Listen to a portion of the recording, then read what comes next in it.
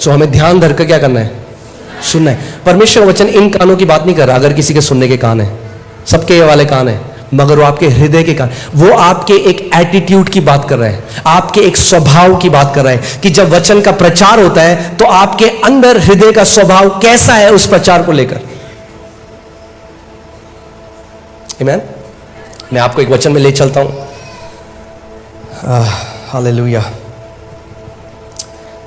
मरकुस जब हम देखते हैं 4 उसकी 13वीं आयत, इसमें लिखा है, फिर उसने यानी प्रभु यीशु मसीह ने अपने चेलों से कहा, क्या तुम ये दृष्टांत नहीं समझते? सो हम देखते हैं कि प्रभु यीशु मसीह ने एक दृष्टांत को बताया, बीज बोने के दृष्टांत को, और उसने अपने चेलों को बोला कि एक बीज बोने वाला बीज बोने के लिए गया। और आप जानते हैं जब मैं बॉर्न अगेन हुआ, जब मेरा नया जन्म हुआ, मैं चर्च में आने लगा, तो मैंने देखा कि ज्यादातर जो लोग हैं ना वो वैसे ही जी रहे हैं जैसे पहले जी रहे थे। उनके जीवन में कोई बदलाव नहीं है। उनकी भाषा बदल गई, वो जय मसीह की बोलते हैं, वो हालेलुया बोलने लग गए, मगर जीवन में कोई जय नहीं है, कोई विक्ट्री नहीं है। आज भी डिप्रेशन में है, आज भी कई तो आज भी गालियां देते हैं, आज भी जीवन बिल्कुल वैसे ही है जैसे पहले था, कोई ट्रांसफॉर्मेशन नहीं है। चर्च आते हैं, गाने सीख गए, मसीह गाने गा सकते हैं, मगर जीवन में कोई ट्रांसफॉर्मेशन नहीं है। प्रभु आपके जीवन में ट्रांसफॉर्मेशन चाहता है, एक बदलाव चाहता है। आमीन। और मैंने प्रभु से पूछा, मैंने कहा प्रभु ये ऐसा क्यों है, क्यों इतने सारे मसीह लोग, क्यों उनके जीवन में कोई बदलाव नहीं है?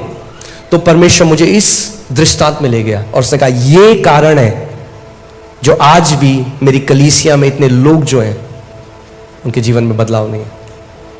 और उसने एक दृष्टांत बताया, और दृष्टांत था, उसने कहा एक बीज बोने वाला बीज बोने के लिए गया। कुछ बीज सड़क के किनारे गिरे, कुछ बीज पथरीली भूमि पर गिरे, कुछ बीज झाड़ियों में गिरे, और कुछ बीज अच्छी भूमि पर गिरे।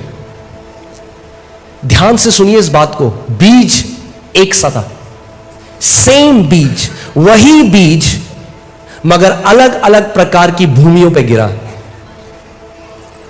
और चेलों को समझ में नहीं आया, और जो भीड़ थी उनको भी समझ में नहीं आया।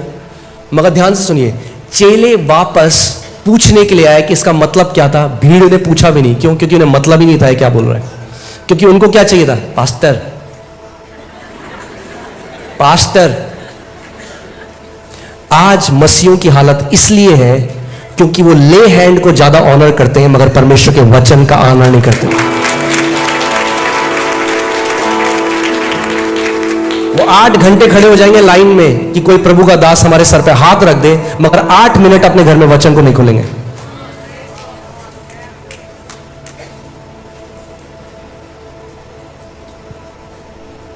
गलत तो नहीं कह रहा? प्रभु यीशु मसीह ने कहा कि क्या तुमको ये समझ में नहीं आया दृष्टांत? अब देखिए, फिर उसने उनसे कहा क्या तुम ये दृष्टांत नहीं समझते? तो फिर और सब दृष्टांतों को क्यों कर समझोगे? इंग्लिश बाइबल में लिखा है, वो कह रहा है कि अगर तुम इसको नहीं समझते तो तुम कुछ भी नहीं समझोगे परमेश्वर के राज्य में। यानी ये जो दृष्टांत है ये सारे और दृष्टांतों की नींव है। वो कह रहा है क्या तुम इसको नहीं समझते? क्योंकि अगर इसको नहीं समझते तो बाकी कुछ नहीं समझ सकते, क्योंकि मैं जो आगे तुम्हें बताने वाला हूं, जो चीजें बताने वाला हूं, तुम वो भी नहीं समझोगे अगर तुम इसको नहीं समझते। आमीन। दूसरी आयत,